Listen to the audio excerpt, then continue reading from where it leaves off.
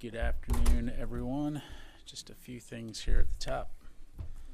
I'll get right to your questions. So up front, on behalf of Secretary Austin, the department wants to extend our congratulations to the more than 20 DoD senior leaders who were confirmed by the Senate this week, to include Kara L. Abercrombie, whose nomination to be Assistant Secretary of Defense for Acquisitions was approved, and U.S. Navy Admiral Samuel Papero to be the next commander of U.S. Indo-Pacific Command. These confirmations are welcome news, and we're excited for what these leaders will bring to the important mission of the Department of Defense.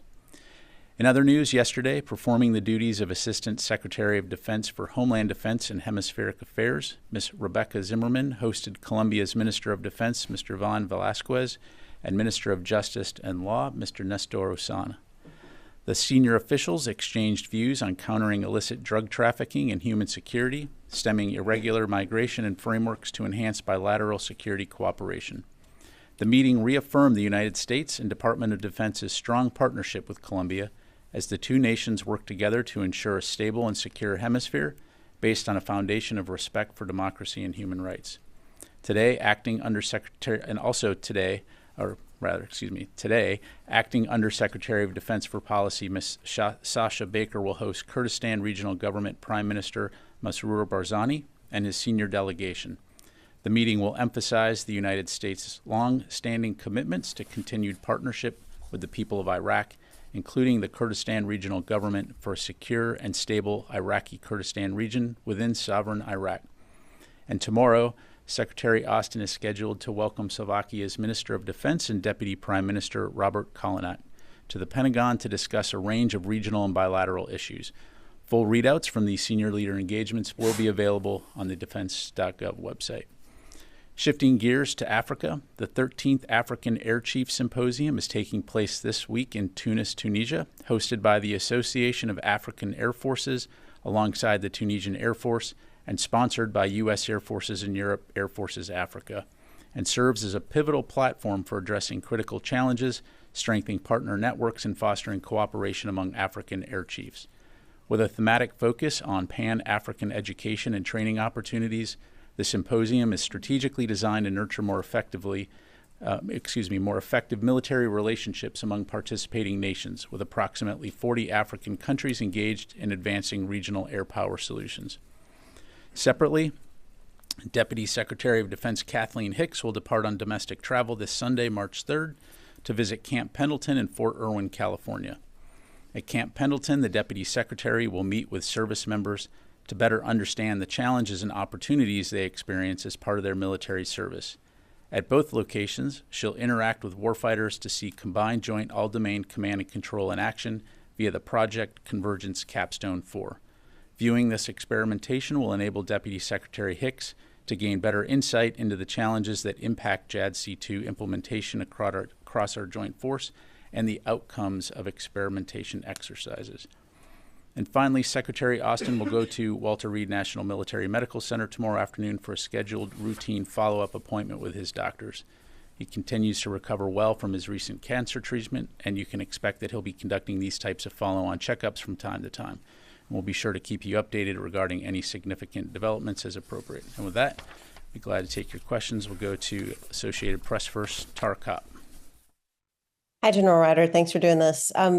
Today, Secretary Austin, in response to a question, said that as many as 25,000 women and children have been killed in Gaza.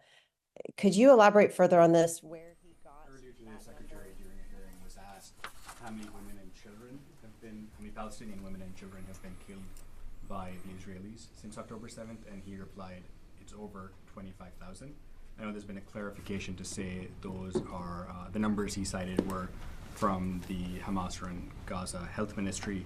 Why was he citing numbers? Firstly, he didn't actually say they were from the Gaza Health Ministry, but why was he citing numbers from Gaza's Health Ministry? Yeah, again, to clarify, as you highlight, his answer was citing an estimate from the Hamas-controlled health ministry that more than 25,000 total Palestinians have been killed in Gaza. And as you know, and as you've heard us say, we can't independently verify that these numbers are accurate. We can't independently verify Gaza casualty figures. And so we've talked about this before, that we're dependent on open source information like many of you. We're certain that thousands of people have been killed, but as for the specific numbers, again, we cannot verify those specific statistics. Is there some accuracy in those numbers? The fact that he's saying them out loud and not going with, for example, Israel's estimate? Again, I'm providing you with the context of the information that he provided and what he was citing. Thanks. All right, let me try Tara again. Hi, thanks. Can you hear me now? I can hear you. Okay, good. I was going to ask the same question Idris did, but as a second question, today, Senators King and Reid have asked President Biden to send one of the Navy hospital ships to Gaza to help support civilians there.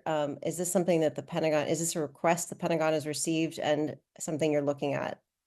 Yeah, thanks, Tara. I don't have anything to announce today in terms of any deployments of hospital ships into the region. Will? Just to follow up on Gaza aid, is the Pentagon considering any potential airdrops or any other steps to get more aid into Gaza at this point? So I don't have any announcements to make regarding any DoD airdrops or plans to conduct airdrops. As you've heard us say before, the U.S. does continue to work with our partners and expand and sustain levels of assistance, much needed humanitarian assistance in Gaza.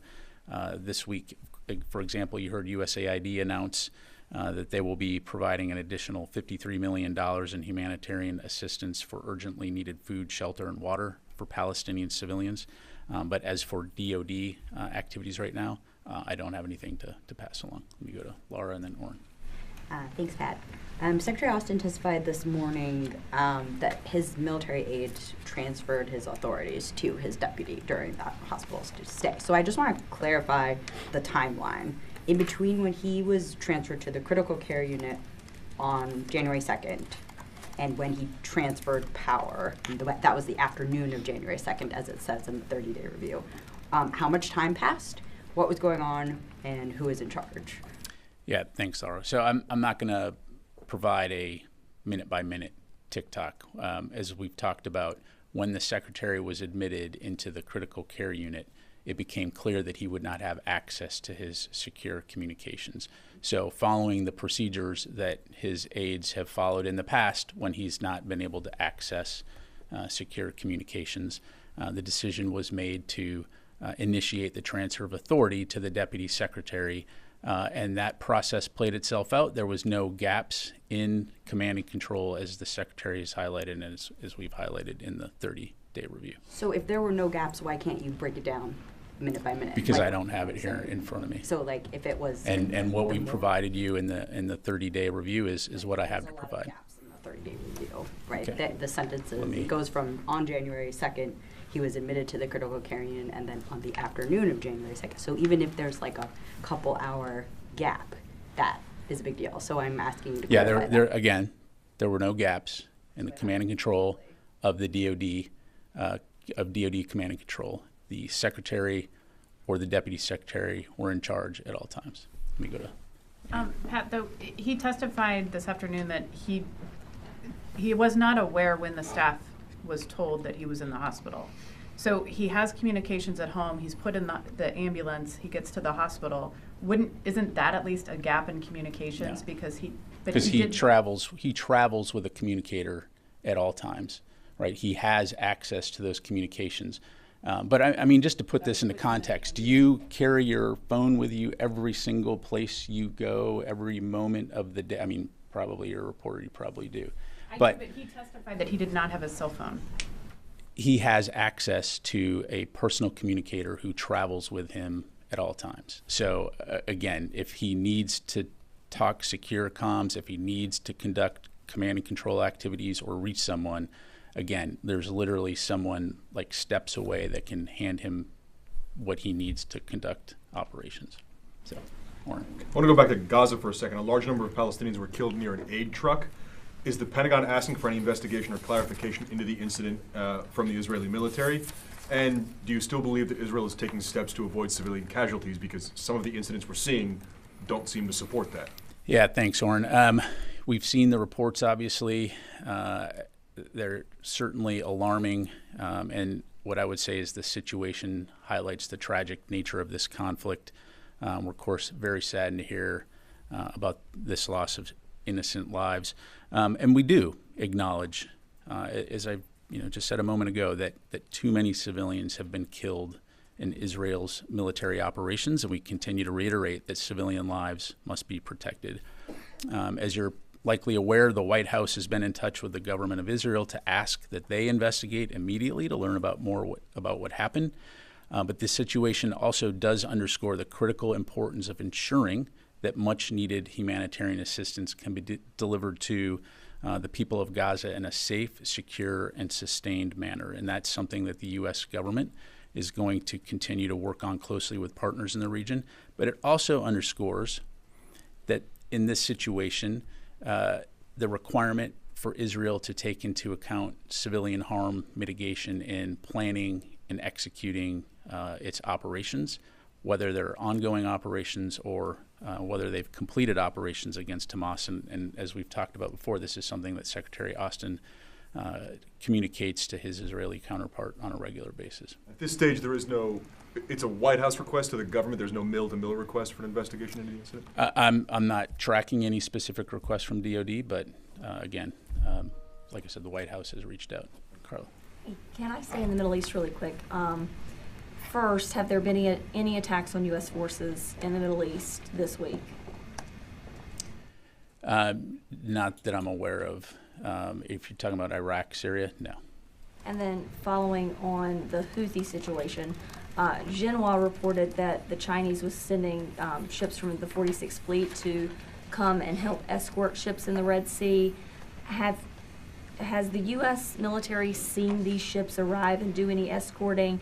And has the Chinese reached out to help with the situation concerning the Houthis, to help with some of the counterattacks? Yeah, I don't have a status on location for Chinese vessels. I'd refer you to them. In terms of a Chinese role in countering these attacks or supporting freedom of navigation operations, we've talked before about the fact that we would welcome a productive role for China to play, but to my knowledge, at this stage, they have not offered, nor are they conducting any type of operations to help safeguard mariners or international shipping. Joseph. Thanks. Just to follow up on the attacks in Iraq and Syria, it's been just shy, I think, of a month since the last reported attacks.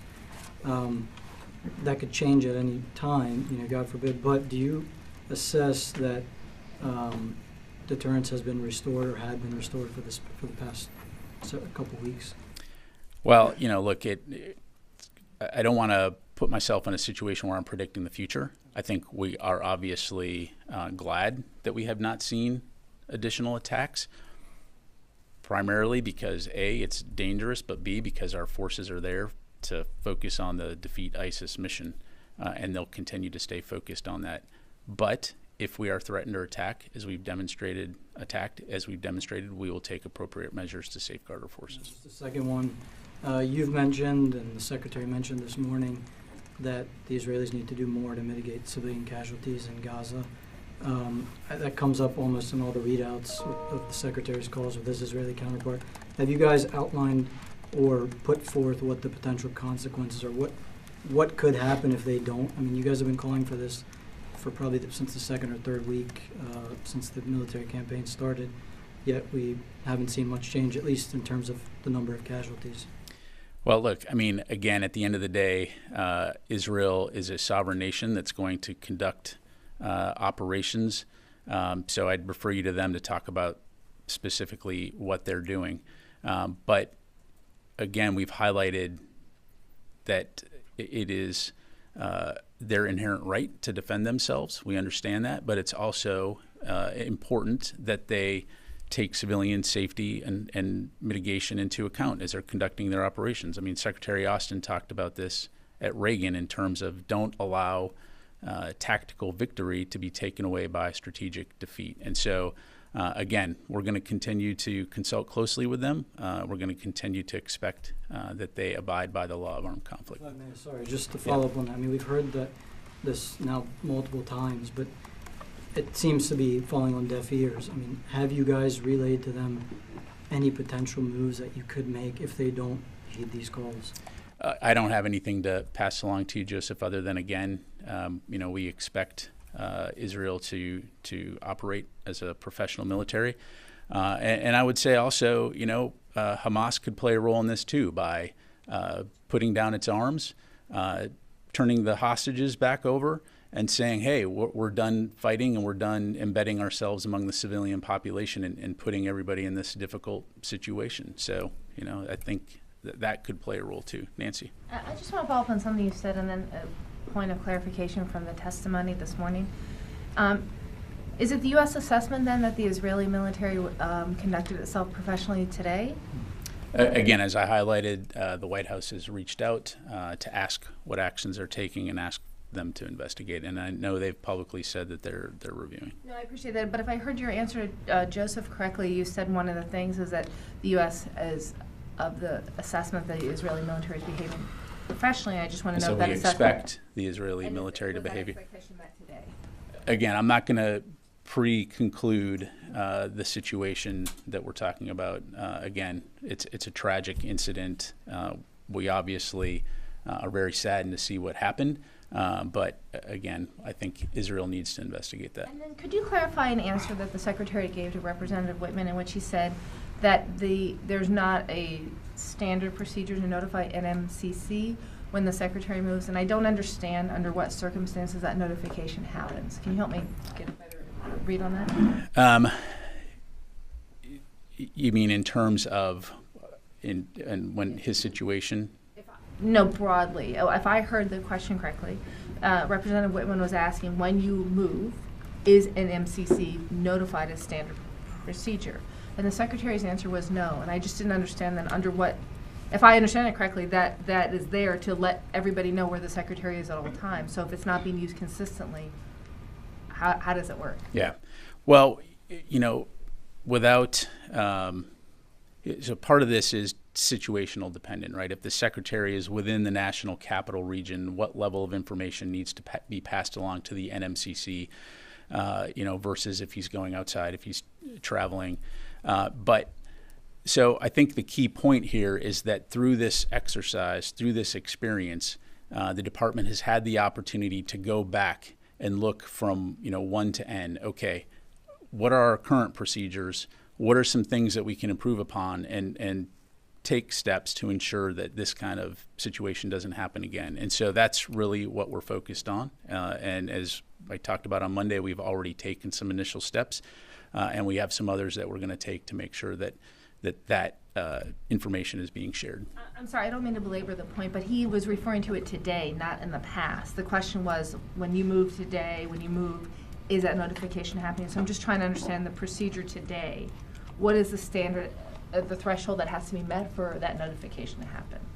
Well, again, if he's in the national capital region, and depending on the situation, it could vary. Again, without getting into specifics, and I don't want to make up hypothetical situations or get into potentially sensitive situations, but if it's warranted that they know his exact location, then I'm sure that information will be passed. But largely speaking, they're going to be tracking if he's in the national capital region. Let me go to Tom here, and then I'll go to the phone. Thank you.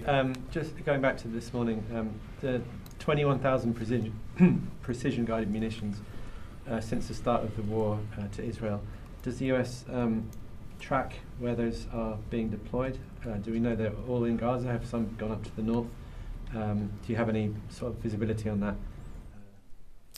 No, I don't have any information like that to pass along, Tom. And then just going back to the, appreciate what you said about the 25,000 figure and how that was the Secretary citing a Hamas-controlled health ministry. How does it work in the Pentagon? Do you look at all open sources? So you would look at Israel's estimates on the one hand and the health ministry from Gaza on the other hand, and you would sort of just cite those figures, or would you make a determination about which one has the most? Well, again, that what I said earlier is I cannot verify the veracity of those figures, and we're not able to corroborate them. And so we don't have a lot of confidence in the information, or in other words, we're not able to corroborate or verify the statistics, whether they're being provided from one entity to another without independently being able to verify them. Not too dissimilar from the way I'm sure that your outlet tries to gather and verify that information. Without the ability to be on the ground and independently assess, it's challenging. And so we do have to rely in large part on open source information that's out there. But as I said before, we're fairly confident that thousands of civilians have been killed, and one innocent civilian being killed is too many. So again, it just underscores the tragic situation that's there. And again, we're going to continue to work with partners in the region to try to ensure that humanitarian assistance can be delivered, while at the same time communicating with our Israeli partners the importance of taking civilian safety into account. So why would the Secretary cite information he can't verify? Again, I'm just highlighting the context of the information and where it came from and what he was citing. Okay. Let me go to the phone here, else I'm going to get in trouble from Jeff Schogel. Jeff Schogel, Task and Purpose. Thank you. Earlier in the week, you provided an update of how many targets had been struck in Yemen. Can you say what steps the military is doing to replenish the munitions that it's using in the Red Sea, and to make sure the forces in Indo-PACOM have enough missiles, cruise missiles and other missiles in case of a war with China? Thank you. Yeah, thanks, Jeff. For operation security reasons, I'm not going to go into specifics other than to say we have a very proven, detailed, and elaborate process to ensure that our forces receive the ammunition and the supplies that they need to conduct the operations that they've been tasked to do around the world. And that includes in the Red Sea region and the broader Middle East, as well as the Indo-Pacific. Let me go to Mike Glenn, Washington Times.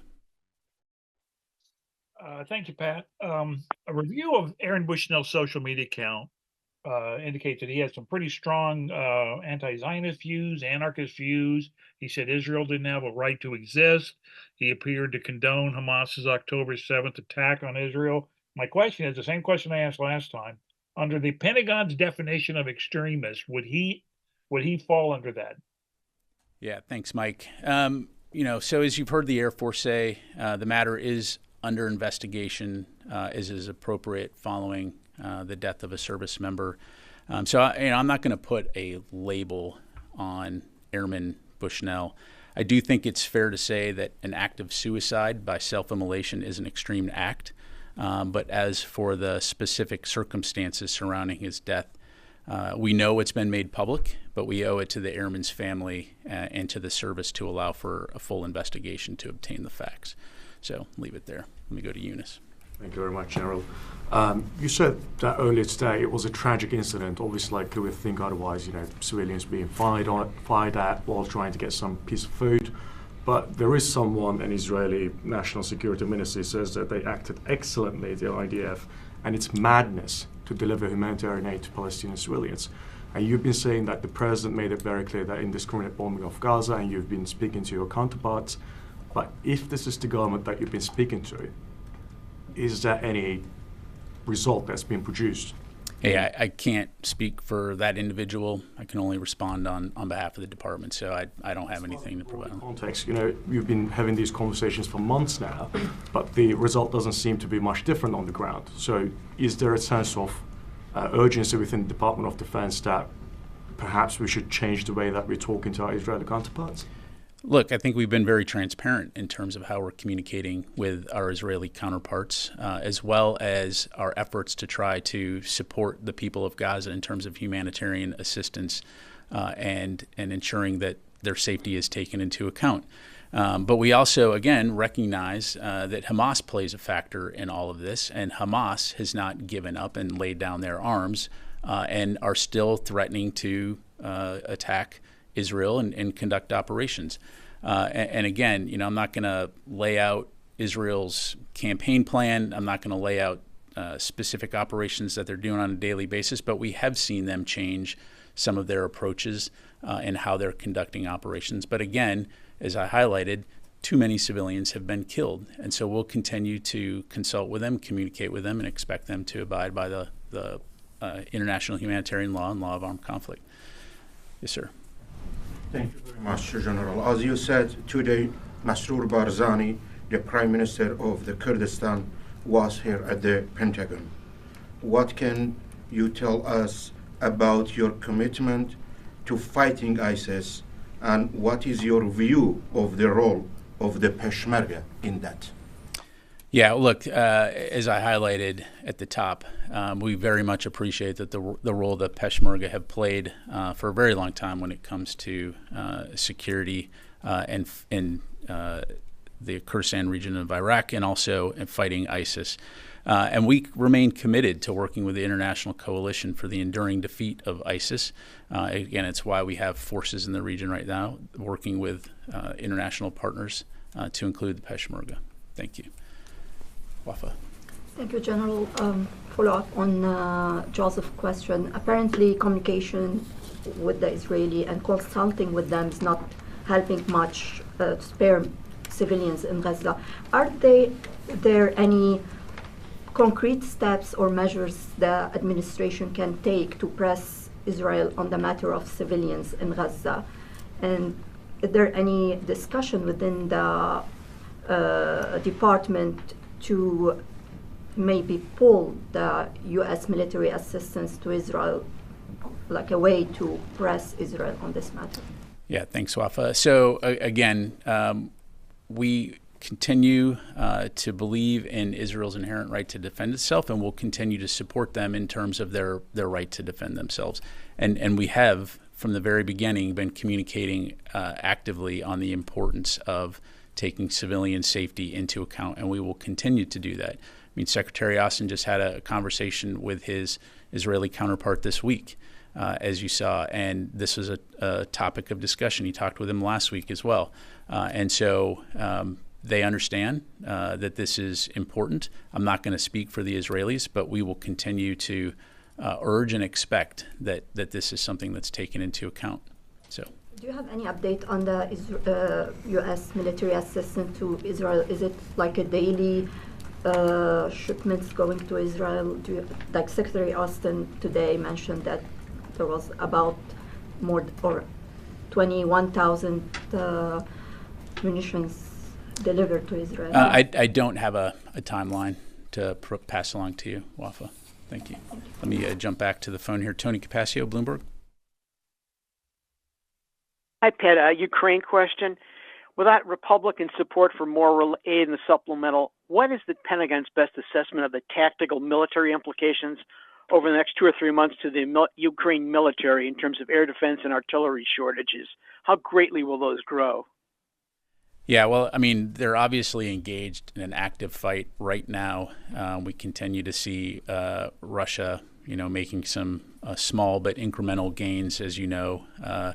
And so it's vital that we be able to receive the supplemental funding and as well as a full year appropriation to be able to ensure that Ukraine has the assistance to include air defense and ammunition capabilities to be able to not only defend themselves but also take back sovereign territory. And so, the Ukrainians have proven themselves to be very innovative, courageous fighters. So we have no doubt that they're going to fight. They're going to continue to fight very bravely. But it's absolutely essential that we get them the resources they need now and not too late. Thank you, Chris. Thanks, Pat. 2 questions on the Red Sea region. First, what is the coordination between the EU Maritime Mission and Operation Prosperity Guardian? Does the right hand know what the left hand is doing, so at the very least you aren't confused about which vessels are where and what they're trying to do? Yeah, I mean, as I understand it, they do coordinate and communicate on a daily basis. We have obviously around the world have experience working closely with partners inside and outside of coalitions, working coalitions side by side. And of course, many of the countries that are resident within Operation Prosperity Guardian and then the corresponding Operation Aspides, we've all worked together for many years in many different places around the world, and many of those countries are within NATO. So when it comes to interoperability, that's something that is a strength. And then my second question, the State Department's Special Envoy for Yemen said this week state was working to expand the strike coalition against the Houthis, and the Gulf states needed to do more, but he couldn't speak for the DoD. So on behalf of the Pentagon, is the DoD working to expand the strike coalition against the Houthis? Look, I don't have any specific announcements to make. I mean, we're always consulting with allies and partners in the region to address the international problem that's been created due to the Houthis' illegal and reckless strikes against international shipping and mariners. Overall, are you trying to grow the coalition, either Operation Prosperity Guardian or the Strike Coalition? Look, we're trying to address this as an international problem because, it's affecting the international community. And so this is the way that the United States operates. We work with coalitions and we work with allies in order to achieve common goals. And I think internationally, everyone will agree that the Red Sea is a vital waterway. 15% of global commerce transits through there. And so this is something that we'll continue to keep after. Let me go. Yes, ma'am. Sorry. Hi, sir. Kimberly Underwood from AFCIA's Signal Magazine. You spoke about the Deputy Secretary's trip out west, in part of which is to see CJAD C2 and Project Convergence. Can you talk about what the Secretary Austin and Deputy Secretary Hicks hopes to see from that effort and the timeline of what's being achieved? Yeah, there'll be obviously a lot more to come out of that event, and so I'd encourage you to reach out to the Army, as I'm sure you are. But what you've seen over the last several years is things like Project Convergence or the Advanced Battle Management System or the Navy's Overwatch program, Project Overmatch rather, working together to look at how we can better integrate using various technologies when it comes to combined joint all-domain command and control. And so they're going to have the opportunity to experiment with technologies, operate at a theater level versus a tactical level, but do it in a way that enables us to better synchronize and synthesize our operations when it comes to operating as a joint force. And so really for the Deputy Secretary, it's a great opportunity to see the continued progress that's being made and also, again, see, as I mentioned, see the specific outcomes as they can be applied to the broader joint force. Thank you. Sir.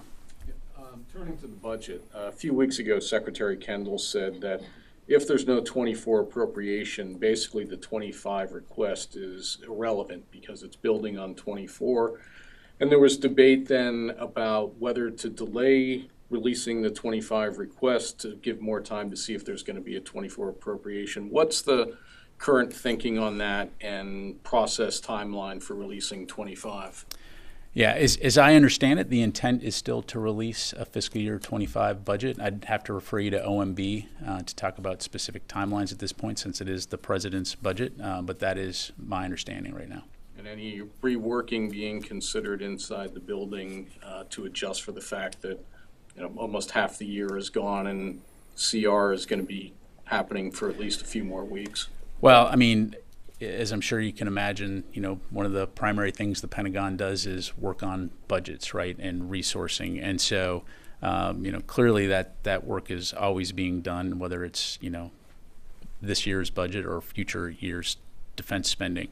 But to your point, and it's something you've heard others talk about, the fact that we continue to operate under CRs is not helpful. We need a full year appropriation in order to do the work that we've been asked to do.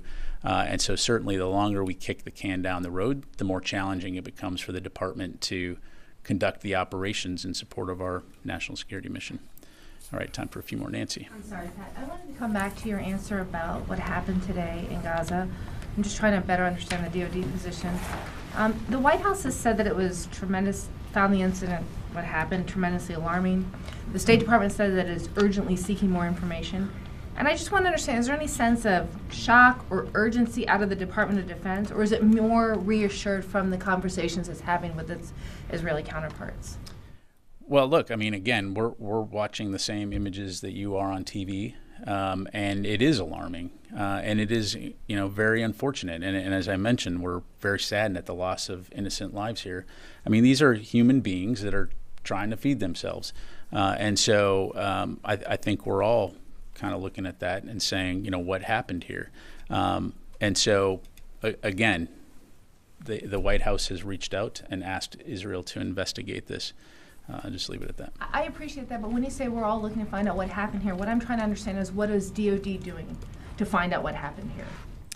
Look, DOD is not currently operating in Gaza. We're not at war in Israel against Hamas. So our focus is what we've talked about before, and that is working to protect our citizens and our forces in the region. It's working with Israel to ensure they have what they need to defend themselves. It's working with them to enable the release of hostages. And it's trying to prevent this conflict from spreading into a wider conflict. Where required, we support the U.S. interagency. In the past, we've helped to deliver humanitarian assistance. So that continues to be our focus in there as part of the broader U.S. government. Okay. Sir, John. Thank you, General. My question will be about your fellow airman who set himself on fire last Sunday in front of the Israeli embassy, saying that he doesn't want to be complicit in a genocide, in his words. So there are allegations that he decided to make this extreme act of protest after his clearance led him to see some information about the U.S. involvement in this. So what can you tell us about this? And you said there's an investigation. What kind of investigation is that? Can you give us some more information about it? Yeah, thanks, John. So anytime there's the death of an airman, particularly in a suicide situation, there is going to be an investigation into the circumstances. And because it's under investigation, I don't want to speculate about this particular airman and what he may or may not have been experiencing or what his mental state was. It would just be pure speculation on my part. So again, we owe it to his family and we owe it to the Air Force to have the time to be able to do that investigation and get ground truth. Thank you. Yes, sir. Thanks, General. I just wanted to follow up on the Houthis. The U.S. is spending a lot of money to take down cheap drones. Do you think that that's a sustainable strategy over a long period of time? And do you have a strategy to maybe divvy that up in some way? Hey, look, we're going to continue to work with the international community to safeguard international shipping and the lives of mariners that are transiting the Red Sea. I think the fact that we've been able to save as many lives as we have is kind of a null hypothesis you're asking me to prove here. What would have been the cost of sunken ships, lives lost, environmental disaster had we not and were we not working with the international community to address this problem? As I highlighted on Monday, it's almost like the Houthis are trying to wreck their own neighborhood, ultimately in the long term, not to their benefit to continue this. Let me go over to Courtney. Thank you. I wonder, two different topics on Israel today. Does the Pentagon think it's appropriate for Israel to investigate itself in this attack today, considering that most of the allegations from witnesses on the ground are that it was the IDF who were responsible for many of these deaths and injuries? Hey, look, Israel's a sovereign country. In the same way, if there were allegations in our own military of inappropriate actions or something that was problematic, we conduct investigations in our military, and there's methods and procedures to do that. Again, I'm not going to speak for Israel in terms of who within the Israeli government would investigate or how they approach it. But again, one would expect that it would be very similar. And then on the Secretary's testimony today, there was one thing that I was confused about. I'm confused now about who it was that made the determination on January 2nd for him to transfer authorities to Deputy Secretary Hicks, because he said, at one point he said that his staff were advised by doctors they would not be able to gain access to him. And maybe I misunderstood it, but it made it sound as if the staff were the ones, whomever that was, who made the decision for him to have to transfer authority, and it was a communication thing as opposed to a medical necessity, which I thought was what we were earlier told, that the the seriousness of the diagnosis and his medical condition was one of the reasons. No, as highlighted in the unclassified summary, and as we talked about on Monday, it was the Secretary's inability to access secure communications that prompted the staff to take the measures that they had done previously when he was not able to secure communications. And again, taking the initiative saying, well, okay, if the Secretary is not able to access those communications, procedure has been, oh, by the way, procedures that are written and prescribed by the civilian leadership of the Department of Defense, then we will transfer authorities to the Deputy Secretary. And so that was the determination. Now, again, recognizing, looking back through all of this through the review process, broadly that improvements could be made. And so, again, we're undertaking those process and procedure improvements. But again, so it was the staff, and it would be great to know who the staff were, who because, again, and correct me if I'm wrong, if I'm mixing up the timeline, because I felt like some things were a little jumbled today. I was under the impression that the SMA, the chief of staff, the public affairs head, and one other person, whoever it was, who were all notified on January 2nd, were told earlier in the day, and that the authorities were transferred later in the day. So who were the staff members who have the authority to make the decision to say Secretary Austin's? Because I thought it was Secretary Austin's decision to transfer authorities for whatever the reason is. Well, again, I'm just hesitating here because we talked about this ad nauseum on Monday. So, but again. But I'm confused based off the testimony today, and if I'm wrong, I'm happy to talk about this offline. But I thought that it was Secretary Austin's ultimate decision to transfer the authorities for whatever the reason be, communication or whatever. But it's the staff. So again, what the review found and what we talked about previously was that when the Secretary's doctor said that they recommended he go into the critical care unit, it was clear that he was not going to be able to have access to secure communications. And so as he's going into, being prepared to go into that critical care unit, his staff, military aides, make the determination based, again, recognizing that this is sort of an unprecedented situation, based on the fact that if the Secretary is not going to have access to communications, checklist says it's time to start talking about a transfer of authority to the Deputy Secretary because we need to have positive control in terms of secure communications. So the military aides took initiative to execute that to ensure that there was no gap in command and control, and thus the fact that the review found there was no gap in command and control. So that was General Clark who made that decision. I don't have the review right in front of me, so I don't want to.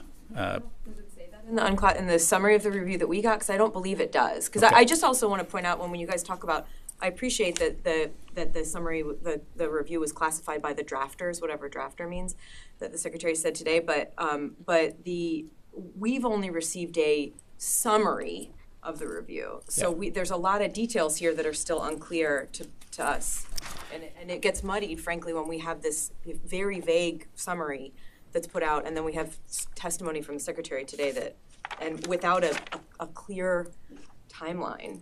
Yeah, thanks, Courtney. Well, again, I appreciate that. We're going to continue to try to provide as much information as we can.